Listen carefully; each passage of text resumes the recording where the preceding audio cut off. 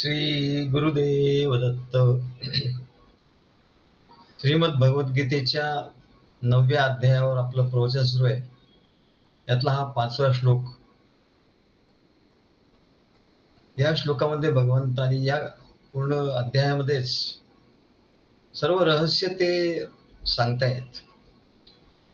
गुह्य ज्याला म्हणतात ते सर्व गुह्यातलं गुह्य ज्ञान असं सांगतात. त्याच्यामुळे ते समजायला जरा थोडं कठीण वाटेल, पण आपण अगदी ते सोप्या जेवढं जास्त सोपं होईल तेवढं आपण सांगतोय. तेव्हा भगवान सांगतात,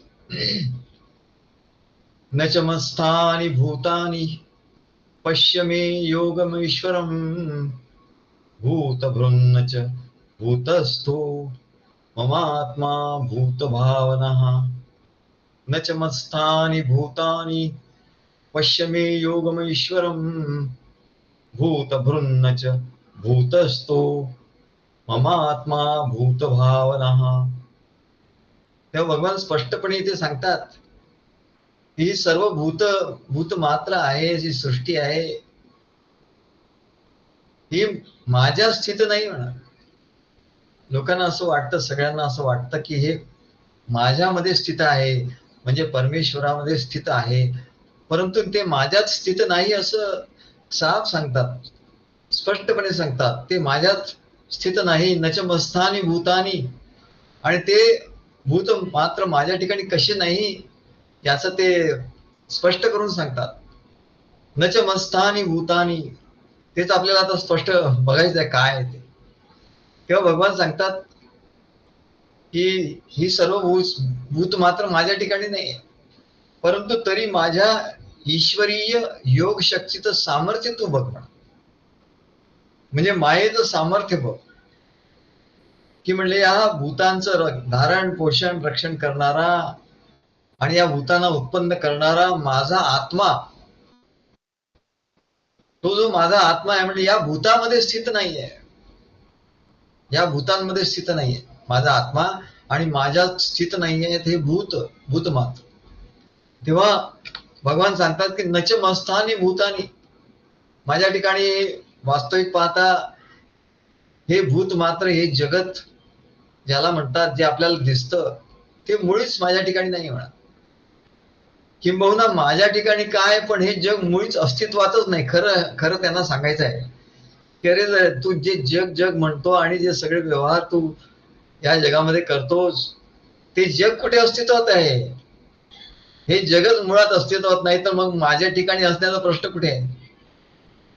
हे जग माझ्या ठिकाणी मी नाही आहे असं म्हणतो, म्हणजे हे जग मुळात अस्तित्वातच नाही. मग कुणी असा प्रश्न विचारेल की हे जग दिसतं, म्हणजे दिसतं कसं? आम्हाला तर दिसतं हे जग, आम्हाला तर अनुभवाला येतं. हे अनुभवाला येतं कसं, दिसतं कसं? तर म्हणले याचं उत्तर असा उदाहरणाने देतात, अनेक उदाहरणाने. कारण सिद्धांत कठीण आहे म्हणले. तो सिद्धांत समजण्यासाठी अनेक प्रकारचे काय दृष्टांत, ज्याला असं म्हणतात, दृष्टांत दिले जातात, तेव्हा तो सिद्धांत कळतो. तर पहिला असा दृष्टांत आहे. काय विचारतात लोक की हे जग दिसतं, तुम्ही तर म्हणताय नाही, माझ्या ठिकाणी नाही, परमेश्वराच्या ठिकाणी जग नाही, आणि या जगातही परमेश्वर नाही आहे. असं अगदी रहस्यमय ज्ञान, क्रक्स ऑफ द मॅटर असं याच्यात सांगितलेलं आहे.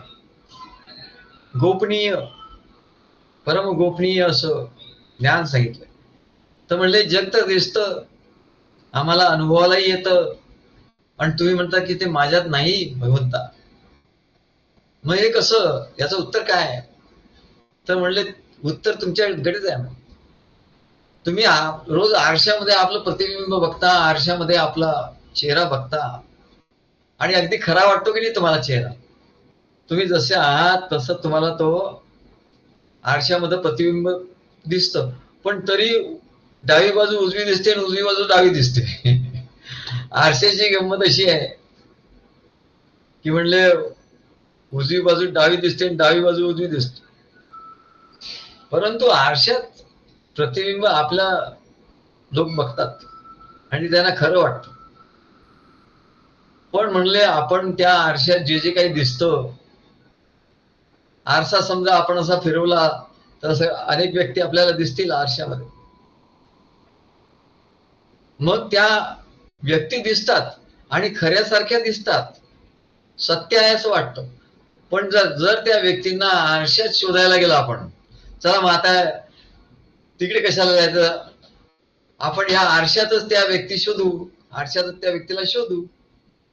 त्या व्यक्तींना आपण आरशात शोधायला गेलो तर काय मिळेल, ते मिळतील काय लोक, नाही म्हणाले, याचं तर नाही. तसंच म्हणाले, त्या आरशात जसं आपण नाही, आपलं प्रतिबिंब आहे पण आपण नाही. आणि त्या आरशामध्ये समजा निसर्ग आहे, आकाश आहे, काय आहे, त्या आरशामध्ये जे जे काही दिसत असेल ते म्हणले त्या आरशात जाऊन बघितलं तर नाहीये. तिथे परमात्मा स्वरूपाचं प्रतिबिंब पडलेलं दिसत असतं. आरशात आपण शोधायला गेलो तर ते दिसणार नाही. त्याप्रमाणे हे जग परमात्मा स्वरूपातच आपल्याला दिसत असतं. परमात्मा स्वरूपात हे आपल्याला हे जग दिसतं, पण तिथे ते नसतं म्हणा. जसं आरशात नसतं त्याप्रमाणे ते तिथे नसतं. तेव्हा परमात्मा स्वरूपात त्याचं प्रतिबिंब पडलेलं दिसतं. प्रतिबिंब दिसतं, पण परमात्मा स्वरूपामध्ये हे जग नसतं, जगाला अस्तित्व नाही म्हणत. आणि म्हणून भगवंतानं म्हटलंय की माझ्या ते भूत मात्र हे जगत मुळीच नाहीये. साप त्यांनी नकार दिला की म्हणाले, त्यांनी झटकून टाकलं की माझ्या ते जग नाही. असं तुला असं वाटत असेल की माझ्यामध्ये जग आहे, तसं नाही. कसं, जसं आरशात प्रतिबिंब नाही, प्रतिबिंब आहे, पण त्या प्रतिबिंब प्रमाणे जर तू ती व्यक्ती, त्या व्यक्तीला घ्यायला बघशील, एखाद्या व्यक्ती दिसताय तुला, तिच्याशी हस्तांदोलन करशील, ते होणार नाही म्हणा. आणि म्हणून आपण आरशात ती वस्तू धरायला गेलो, तिथे जो मनुष्य आहे त्याला धरायला गेलो, तर तिथे असणारा कोणी सुज्ञ मनुष्य म्हणेल, अरे आरशात बाबा, आम्ही कुठल्या एका हॉटेलात गेलो होतो, तिथे एवढा पूर्ण त्या भिंतीला आरसाच लावून ठेवलो. त्याच्यामुळे आम्हाला वाटायचं की अरे पलीकडे पण हॉटेल आहे मोठं, असं वाटायचं. पण तसं नव्हतं म्हणाल. त्या आरशामध्ये आपल्याला खुर्ची दिसते, त्या भिंतीच्या पलीकडे खुर्ची आहे असं वाटतं. ती आपण घ्यायला गेलो तर तिला आपल्याला ओढून काढता येईल का त्या आरशातून? आता मी तिकडे खुर्ची दिसते आहे, मग मी ती आता ओढून काढतो आणि मी तिच्यावर बसतो, तर तो मनुष्य काय म्हणेल, सुज्ञ मनुष्य, अरे बाबा, तुला त्या जरी खुर्ची तिथे दिसत असली तरी ती खुर्ची तिथून ओढून काढता येणार नाही आणि त्याच्यावर तुला बसता येणार नाही. तसंच म्हणाले, म्हणजे तिकडे प्रतिबिंब आहे पण तिथे ती खुर्ची नाहीये. तिथे ती खुर्ची नाही, तिथे तिचं प्रतिबिंब आहे. कधी कधी आपण बघतो की आपल्याकडे घरच्या आरशामध्ये एखादी चिमणी येऊन बसते आणि त्या चिमणीला खरंच वाटतं की दुसरी चिमणी त्या आरशामध्ये आहे, आणि म्हणून ती काय करते, त्या आरशाच्या चिमणीला चोचीने टोच मारत राहते. तिच्या चोचीला काहीतरी लागत राहतं. तिला काय वाटतं की ही दुसरी चिमणी आहे, ती मला मारते, असं तिला वाटत असतं. पण म्हणले त्या आरसा असल्यामुळे त्या आरशातली चिमणी म्हणजे काही खरोखरची नसते. म्हणजे आरशामध्ये काही चिमणी नाहीये, म्हणजे आरशाच्या बाहेरच चिमणी आहे. त्याचप्रमाणे म्हणले भगवंताचं स्वरूप हे अत्यंत शुद्ध आहे. अगदी आरशाप्रमाणे भगवंताचं स्वरूप हे आरशाप्रमाणे शुद्ध आहे, किंवा आरशापेक्षाही शुद्ध आहे. आरशाची नुसतं त्याला उपमा दिलेली आहे. मग त्यात सर्व हे जे जगत आहे, हे सर्व जगत दिसत आहे म्हणजे तेव्हा त्या आत्मस्वरूप शुद्ध असल्यामुळे त्याच्याच हे सर्व जग दिसत आहे. आणि असं दिसत असलं तरी हे परमात्म स्वरूप हे एकमेवाद्वितीय आहे. ते एकमेव आहे, त्याच्या पलीकडे दुसरं काहीच नाही. आणि म्हणून त्याच्या दृष्टीने दुसरी जग नावाची रूपाची काही वस्तूच नाही. परमेश्वराच्या दृष्टीने बघितलं, ज्ञान दृष्टीने बघितलं, तर दुसरी जग नावाची काही वेगळी वस्तू त्या भगवंताच्या ठिकाणी नाही. म्हणून भगवान म्हणतात, नच मस्थानी भूतानी, अरे माझ्याशिवाय दुसरं काहीच नाही. मग माझ्या ठिकाणी तुला ही सृष्टी कशी काय दिसते? हे जगत कसं काय दिसतं. आणि म्हणून भगवान सांगतात न च मस्तानी भूतानी, अरे माझ्या ठिकाणी भूत मात्र नाही आहेत. दुसरं उदाहरण आपल्याला घ्यायचं झालं तर आम्ही एकदा असं घरातून बाहेर पडलो आमच्या सोसायटीतून. बऱ्याच वर्षापूर्वी आम्ही डोंबिवलीला राहत होतो तेव्हा, आणि तिथे थोडा थोडा काळोख असा पडलेला होता. फाटकातून बाहेर आलो, तिथे एक बाई घाबरलेल्या अवस्थेत होती आणि बघत होती, कशा तरीकडे बघत होती आणि निरखून असं बघत होती. मी देखील बघायला लागलो, म्हणजे बाई काय बघतायत, घाबरलेल्या आहेत. तर तिथे एक मोठा साप दिसला, खूप मोठा साप होता, अगदी खरोखर सापासारखा साप होता, अजिबात कोणाला शंका येणार नाही असं. पण मी निरखून बघितलं, त्याच्या ठिकाणी काही हालचाल दिसली नाही. आणि म्हणून मी त्या याला सापाला दगड मारून बघितलं, तरी काय हालचाल नाही. तेव्हा मी समजलो की हा साप बहुतेक मेलेला असावा, पण दिसत होता अगदी खऱ्यासारखा, त्या बाईला सुद्धा दिसत होता. तेव्हा थोडं आणखी जवळ जाऊन बघितलं मी, तरी हालचाल नाही. मग मी माझा मोबाईल काढून त्याच्या प्रकाशात बघितलं, तर साप तर अगदी हुबेहूब मोबाईल मधच्या प्रकाशात बघितलं तरी साप हुबेहूब तसा दिसत होता, पण हालचाल काही दिसत नव्हती. मग मी आणखी थोडं धीर करून जवळ गेलो, तेव्हा माझ्या लक्षात आला की ही झाडाची फांदी आहे. अगदी निरखून पाहिलं जवळ जाऊन, ही झाडाची फांदी आहे. पण कमाल बघा की अगदी हुबेहूब सापासारखी होती. तेव्हा मी ती फांदी जवळ गेलो, त्याला थोडस हात लावायला बघितला आणि हात लावला आणि ती फांदी हातात घेतली. आणि मग मला लक्षात आलं की हे झाडाची फांदी आहे. त्या बाईला पण दाखवलं, पण त्यांना एवढी खात्री पटली ना, मग त्यांच्याजवळ येऊन दाखवलं. तेव्हा त्यांना खरं वाटलं की ही झाडाची फांदी आहे. तेव्हा परंतु त्या सापाचं काय, सापाची भीती मात्र थोडं काय होईना आत राहतेच म्हणा. तेव्हा या उदाहरणावरून असं लक्षात आलं की त्या बाईना फांद्याच्या ठिकाणी साप आहे असा भास झाला, पण प्रत्यक्षात तो साप नव्हता. पण भास सुद्धा एवढा जबरदस्त असू शकतो हे त्यावेळेला कळलं. म्हणजे फांदीच्या ठिकाणी जरी सर्प दिसत असला, अगदी हुबेहूब खरा सारखा दिसत असला, तरी म्हणाले ती फांदी होती, त्या सर्प नव्हता. किंवा आपण असं म्हणू की त्या फांदीमध्ये सर्प नव्हता. फांदीत जरी सर्प दिसत होता तरी फांदीत तो सर्प नव्हता. मग फांदी काय म्हणेल, अरे माझ्या ठिकाणी, फांदीला जर आपण म्हटलं, तिला जर असं बोलता आलं तर ती काय म्हणेल, अरे कुठे आहे माझ्या ठिकाणी, मी तर फांदी आहे, माझ्या ठिकाणी कुठे सर्प आहे. पण तुला दिसला, कारण काय, तुझ्या मनामध्ये तो माझ्या आकारामुळे तुला ते सर्पासारखं दिसलं म्हणा, आणि म्हणून तुला भास झाला अगदी हुबेहूब खऱ्याप्रमाणे. तसं म्हणले जगत अगदी हुबेहूब खरं तसं परमेश्वराच्या ठिकाणी दिसत असलं तरी म्हणले त्याच्या ठिकाणी मुळीच नाही, परमेश्वराच्या ठिकाणी ते मुळीच नाही. म्हणून भगवान स्पष्टपणे सांगतात न चमस्थानी भूतानी, माझ्या ठिकाणी म्हणाले हे भूत मात्र हे जगत नाही. आता तिसरं एक उदाहरण तुम्हाला सांगतो. उदाहरणाशिवाय सिद्धांत पटत नाही, कळत नाही. आणि हे सिद्धांत तर एवढे कठीण असत ना, हे सांगायचं म्हणून त्याला दृष्टांत देत जातात. हे याच्यासारखं आहे. तेव्हा दृष्टांत जेव्हा देतो तेव्हा त्याचं ज्ञान होतं आपल्याला. तिसरं उदाहरण असं की आम्ही पवईला राहत असताना ते विहार लेकला नेहमी फिरायला जात असत.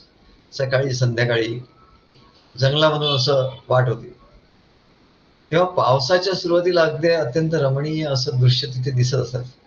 वरती आकाशात काळेकुट्ट मेघ चाललेले आहेत, एका मेघामधून दुसरा, दुसऱ्या मागून तिसरा असे चाललेले आहेत. आणि त्याचं प्रतिबिंब आहे ना त्या विहार तलाव, एकदम संथ पाणी, त्याच्यामुळे तिथे त्या विहार तलावामध्ये त्या जलामध्ये त्याचं प्रतिबिंब अगदी हुबेहूब पडलेले दिसत असत. म्हणजे ते काळे काळे मेघ आणि आकाशात त्यांचं पूर्ण प्रतिबिंब त्यात पडलं आणि त्याच्यामुळे ते पाणी काळं आणि ढगासारखं त्या ढग दिसत होत. तेव्हा आमचं काव्य तिथेच काव्य झालं. म्हणजे आमचं जे खंडकाव्य आहे त्याच्या काही ओळी तिथे झाल्या. मेघांचे परिवार कृष्ण वसने लेवोनिया चालले. मेघांचे परिवार ही परिवार कुटुंब सहकुटुंब सहपरिवार ते मेघ चाललेले होते. मेघांचे परिवार कृष्ण वसने लेवोनिया चालले.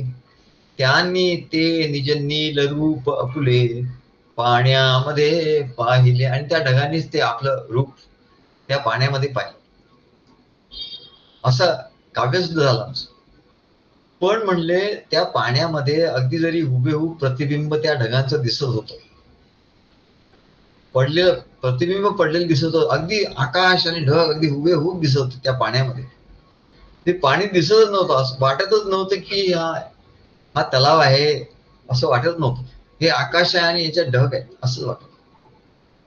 तर म्हणले असं असताना कोणी सुज्ञ मनुष्य असं जरी त्याला हुबेहूब दिसलं तरी त्या ढगांना पकडायला त्या सरोवरात कोणी शिरेल काय? की बघा आता ते याच्यात जाऊन म्हणले ढग जवळ आलेले दिसतायत, आज जाऊ आपण आणि एक ढग उचलून घेऊन येऊ, असं म्हणून कोणी त्या ढगाला पकडायला जाईल का तिथे? नाही म्हणा. कारण काय की त्याला कळतंय की अरे प्रतिबिंब जरी हुबेहूब आहे तरी प्रतिबिंब आहे आणि तिथे तो तलाव आहे. तिथे जर आपण गेलो शिरलो तर काय होईल? आपण बुडायला होईल. आणि म्हणून तो तिथे जात नाही. सुज्ञ म्हणून ज्याला ज्ञान आहे तो. तसंच म्हणले, तसंच भगवान म्हणतात अरे माझ्या ठिकाणी म्हणजे जलाशयामध्ये त्या तलावामध्ये काही ढग नाही आहेत. तलावात ढग आहे का? नाही. मग भगवान म्हणतात जसं तलावात तुला ढग दिसतात ना, खऱ्यासारखं वाटतं ना, तसंच म्हणले तुला हे जगत दिसतं माझ्यामध्ये, ते माझ्यात ते जगत नाही आहे म्हणा. माझ्यात हे जगत नाही. आणि म्हणून ते म्हणतात न चमस्तानि भूतानी. तेव्हा आणखी एक उदाहरण, ज्याप्रमाणे आपण स्वप्नामध्ये समुद्र पाहतो, वर आकाशात चंद्र चांदण्या सगळं काही आपण बघत असतो. आणि आपण देखील कुठे आहे, काय करतोय, कुठे बसलोय, काय तिथे लोक आहेत, असं स्वप्नामध्ये सगळं काही दिसत असतं. आणि आपल्या आपल्या ठिकाणीच आपण बघत असतो. आपण काय करतो आपण स्वतःला सुद्धा बघतो म्हणून. पण हे सर्व विराट दृश्य आपल्याला आपल्या ठिकाणी दिसत असतं. पण ते आपल्यात असतं का? ते आपल्यात नसतं म्हणा. आपण आपल्या ठिकाणी स्वप्नामध्ये मोठा पर्वत बघतो, पण आपल्या ठिकाणी एवढा मोठा पर्वत असतो का? आपणच केवढे आहोत. आणि आपल्या ठिकाणी तो पर्वत आहे का? समुद्र आहे का? समुद्र आपण बघतो नाही. आपल्या समुद्र आहे का? नाही. आपण बघतो की आकाश आहे, आकाशात चंद्र चांदणी आहे, स्वप्नात बघतो. पण आपल्या ठिकाणी ते खरंच आहे का? एवढं मोठं आकाश, आपण एवढे शेण, एवढं मोठं आकाश आहे का? नाही. आणि म्हणूनच हे जरी दिसत असलं खरं, स्वप्नामध्ये आपल्याला एकदम खरं वाटतं. पण हे जरी दिसत असलं तर तरी म्हणाले आपण त्या दृश्यात असतो का? नाही. कारण आपण तर झोपलेले असतो. आपल्याला आपण जरी त्या स्वप्नात दिसत असलो तरी पण आपण झोपलेले असतो आणि म्हणून त्या दृश्यात नसतो. आणि म्हणून भगवान सांगतात न चमस्तानि भूतानि. बघा एका ओळीच्या अर्ध्या पादावर, अर्ध्या चरणावर एवढा अर्थ त्याच्यात आहे, एवढं स्पष्ट करून सांगावं लागतं. ते म्हणतात तेव्हा म्हणतात की याच्या मागचं रहस्य काय आहे? यातून भगवंताला काय सांगायचं आहे? सांगायचं काय? सिद्धांत काय सांगायचं? तर सिद्धांत स्पष्ट सांगितलं की माझ्या ठिकाणी तसं हे जगत नाही आहे. तुला असं वाटतं की भगवंताच्या ठिकाणी सर्व जगत आहे, तसं नाही. काय जाणून घ्यायचं आहे की ज्याप्रमाणे आरशामध्ये जोपर्यंत आपल्याला काहीतरी दृश्य दिसतंय, आरशामध्ये आपल्याला काहीतरी जोपर्यंत दृश्य दिसतंय तोपर्यंत आरशाच्या चौकटीकडे आपलं लक्ष जात नाही की हा आरसा आहे, याचं चौकट आहे, याला त्या आरशा मोठा आरसा असल्यामुळे त्याच्या चौकटीकडे, त्याच्या मर्यादेकडे आपलं लक्ष जात नाही. हा आरसा तर मर्यादित आहे. तेव्हा आपलं लक्ष त्या दृश्याकडेच असतं आणि ते सगळं आपल्याला खरं वाटत असतं. तेव्हा प्रत्यक्ष जोपर्यंत दृश्य दिसतं तोपर्यंत त्या प्रत्यक्ष आरशाकडे आपलं लक्ष जात नाही. आणि आरसा म्हणजे काय ते कळणार नाही आपल्याला. कारण वारंवार ते दृश्य आपल्या आड येईल आणि तेच खरं वाटेल. आरशात जे दिसत आहे ते आपल्या आड येईल आणि आपल्याला असं वाटेल की हे दृश्य म्हणजेच खरं आहे. म्हणून आरशाच्या ओरिजिनल जे स्वरूप आहे त्याचं प्रत्यक्ष आरशाचं जे स्वरूप आहे की हा आरसा आहे बाबा, हे आपल्या लक्षात येणार नाही. त्या स्वरूपाची आपल्याला ओळख होऊ देणार नाही. किंवा त्या आधीच्या उदाहरणात सांगितलं त्याप्रमाणे फांदीवर किंवा दोरीवर दिसणारा सापाची भ्रांत कल्पना नष्ट होणार नाही. ती भ्रांतीच आहे. ती फांदी हातात घेतल्यानंतर मग लक्षात आलं की जरी हे तेव्हाही दिसत होतच. फांदी हातात घेतल्यानंतरही साप दिसत होताच, परंतु त्याच्या ठिकाणी काय हालचाल नव्हती. तेव्हा कळलं की अरे हा साप नाहीये. तेव्हा ती भ्रांती ही कल्पना नष्ट झाली. नाही तर तोपर्यंत आणि लक्षात आलं की फांदी आहे आणि मग फांदी दिसायला लागली, मग साप दिसणं बंद झालं. फांदी दिसायला लागली. त्याचप्रमाणे म्हणाले जोपर्यंत जगत दिसतंय आणि ते खरं वाटतंय तोपर्यंत परमेश्वर दिसणार नाही म्हणाले. वारंवार परमेश्वराच्या आणि आपल्या आड हे जगत येत राहील. जसं फांदी आपल्या हातात घेऊन जोपर्यंत आपण नीट बघणार नाही की ती फांदी आहे आणि आपली फांदी आहे असं आपलं पूर्ण आपला कल्पना जाऊन, फांदीची कल्पना जाऊन, सापाची कल्पना जाऊन फांदी आहे असा आपला विश्वास होणार नाही. तोपर्यंत म्हणले आपल्याला तो सापच दिसेल आणि फांदी दिसणार नाही, फांदी दिसू शकणार नाही. किंवा जोपर्यंत ढगांचा परिवार आकाशातून पूर्णपणे नष्ट होत नाही, पूर्णपणे वारा येऊन वाऱ्याने ते ढग पूर्णपणे निघून जात नाही, स्वच्छ आकाश दिसत नाही, तोपर्यंत म्हणाले आपल्याला ते ढगच खरे वाटतात आणि आकाश किंवा तो खाली असलेला तलाव त्याची आपल्याला त्याचा सत्य म्हणा आपल्याला कळणार नाही. तसंच म्हणाले जोपर्यंत हे जगत आपल्याला दिसतंय आणि ते खरं वाटतंय तोपर्यंत परमेश्वर आपल्याला दिसणार नाही असं भगवान त्यात सांगतायत.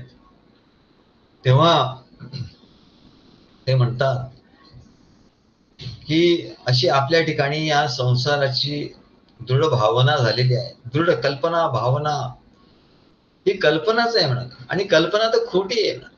कल्पना भ्रांतीच्या वाटा. भ्रांती म्हणजे काय? कल्पना. म्हणजे हे जे जगत आहे खरं नाही आहे, परमेश्वराच्या ठिकाणी नाहीये. कारण ते खरंच नाही, ते अस्तित्वातच नाहीये. तर परमेश्वराच्या ठिकाणी असणार कसं? म्हणून नचमस्थानी भूतानी असं म्हणतात. आणि जोपर्यंत ही जगताची कल्पना आपल्या ठिकाणी दृढ झालेली आहे ती पूर्णपणे नष्ट होणार नाही तोपर्यंत म्हणले नित्य शुद्ध बुद्ध अनंत अशा परमात्मा स्वरूपाचा आपल्याला अनुभव येणार नाही. आणि म्हणून ते सांगतात की असा हा अनुभव आपल्याला यावा म्हणून भगवान साफ सांगतात की हे भूत मात्र किंवा ही जी सृष्टी आहे, हे जे जगत आहे, हे जे तुला दिसतंय, हे खरं वाटतंय, हे माझ्या ठिकाणी नाही आहे. आणि जेव्हा तू जगाच्या कल्पने विरहित दृष्टीने बघशील, हे जग नाही आहे असं म्हणशील, हे जग स्वप्न आहे असं म्हणशील, हे जग खोटं आहे असं म्हणशील, असं म्हणता म्हणता तुझा भाव त्याच्याकडे बघण्याचा भाव होईल. आणि जेव्हा तुला खरंच वाटेल की काय चाललंय, हे जग कुठे आहे, हे खरं काय आहे, काही नाही. आपण सकाळी उठतो काय, जाग आपल्याला येते काय, परत आपल्याला हे सर्व जग दिसतं काय, सर्व व्यवहार आपण करतो काय, काय चाललंय म्हणजे चाललं काय. दिवस येतो, सकाळ होते, काय व्यवहार आपण करतो, दुपार येते, जेवण करतो, काय काम करतो, संध्याकाळ येते, फिरायला जातो, परत येतो, परत जेवण, परत झोप, आणि झोपेत काहीच कळत नाही आणि परत जाग येते. हे चाललंय काय म्हणाले. काही कळतच नाही. हे चाललंय काय असं जेव्हा चाललंय का असा जेव्हा माणसाच्या मनात विचार येतो, अरे काय चाललं काय म्हणजे हे काय, हे माझ्या अवतीभोवती चाललेलं काय आहे, असा जेव्हा तो खडबडून जागा होतो तेव्हा तो वेगळेपणाने याच्याकडे बघत असतो. त्याला दिसणार, त्याला ते जगतासारखं दिसणार, खरंही वाटतं. परंतु त्याला हळूहळू लक्षात येतं की अरे हे काय काय खरं नाही हो, काय हे नुसतं काहीतरी चालू आहे पण हे खरं नाही. असं जेव्हा तो बघतो तेव्हा म्हणाले एक दिवस त्याचा असा दृढ निश्चय होतो की जगत नाहीच आहे, हे जगत नाहीच आहे असा त्याचा दृढ निश्चय होतो. आणि तेव्हा तेव्हा त्याला परमेश्वराच्या अस्तित्वाचं ज्ञान प्राप्त होतं. परमेश्वराचं अस्तित्व हे त्याला दिसतं. तेव्हा त्याला खरा परमेश्वर दिसतो. जेव्हा ह्या संसाराचे पूर्ण जे म्हणून महाराज ते लिहिलंय त्यांच्या ग्रंथामध्ये की जेव्हा संसार लुप्त होतो तेव्हा परमेश्वर प्रगट होतो. जेव्हा संसार पूर्णपणे लुप्त होतो तेव्हा परमेश्वर प्रगट होतो. आणि जेव्हा परमेश्वर गुप्त होतो तेव्हा म्हणले सगळा संसार आपल्याला खऱ्या प्रमाणे दिसायला लागतो. आणि म्हणून भगवान सांगतात अरे परमेश्वराला तुला बघायचं आहे ना तर संसार हा लुप्त झालाच पाहिजे. आणि म्हणून ते सांगतात की माझ्या ठिकाणी नाहीच आहे, तुझ्या ठिकाणी किंवा कुठे असेल तर तू बघ, तो तुझा प्रश्न आहे, माझा प्रश्न नाही. न चमस्थानि भूतानि पश्य मे योगमेश्वरम भूतभृन्न च भूतस्थो ममात्मा भूतभावना. तेव्हा या श्लोकाचा अर्धा भाग, या श्लोकार्ध नचमस्थानी भूतानी याचा अर्थ आपण बघितला. तेव्हा याचा पुढचा उत्तरार्ध आता पुढच्या याला आपण बघू. श्री गुरुदेव दत्त.